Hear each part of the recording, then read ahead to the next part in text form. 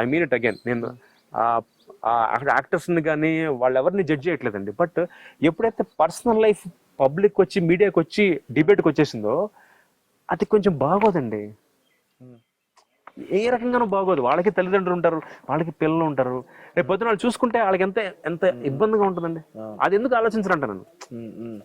అంటే రీసెంట్ గా జరిగిన ఇష్యూస్ ఏం తీసుకున్నాం మీరు? I don't want to mention them.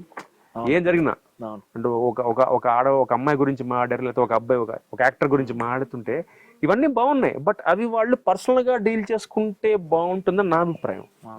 ఎప్పుడైతే డిబేట్ టేబుల్ మీదకి వచ్చేసామో అయ్యా పాపం అది వాళ్ళ పర్సనల్ విషయం కదా. నాది ఒకటే లాజిక్ అండి. న్యూస్ అంటే ఏంటండి?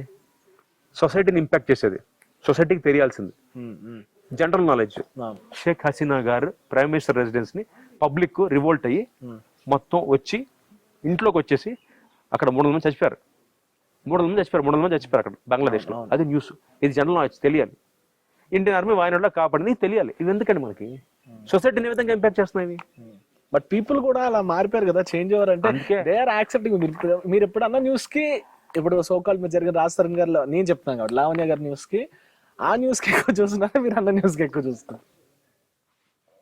అంతే సింపుల్. అంటే ఏది యాక్సెప్ట్ చేస్తున్నారు అదే ఇవ్వడం మొదలు కాదండి. నేను ఏమంటానంటే రాజ్ తరుణ్ గారు, లావణ్య గారు వాళ్ళ పర్సనల్ విషయం. I'm not judging anybody.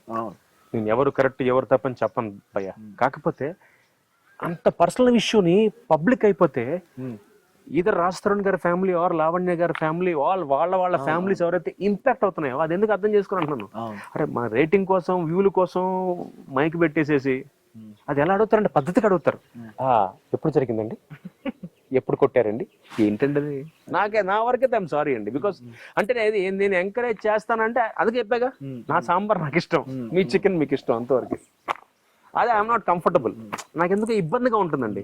దీనికి ఏమైనా ఒక చట్టం వస్తే, నిజం చెప్తున్నా, ఇది గత వారంగా ఆలోచిస్తున్నాను ఈ విషయం గురించి. దీనికి చట్టం వస్తే బాగుంది, రైట్ టు ప్రైవసీ అని.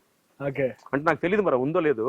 అయితే I want to try it in RTI website లో ట్రై చేద్దాం అనుకుంటా. రైట్ టు ప్రైవసీ ఉందా మనకి? అంటే కాన్స్టిట్యూషన్ లో ఈ రైట్ ఉందా?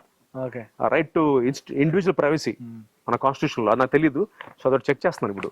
అది ఉంటే మాత్రం నిజంగా I want to do this అండి. పబ్లిక్ పర్సనల్ లైఫ్ కి వెళ్ళకండి రా బాబు, ప్లీజ్. మాకు న్యూస్ చూపించండి, న్యూస్ తయారు చేయకండి మాకు. సో చెప్పారు కదా, మళ్ళీ పర్సనల్ లైఫ్ అడిగితే ప్రాబ్లమ్. బట్ నేను అడుగుతా ఎందుకంటే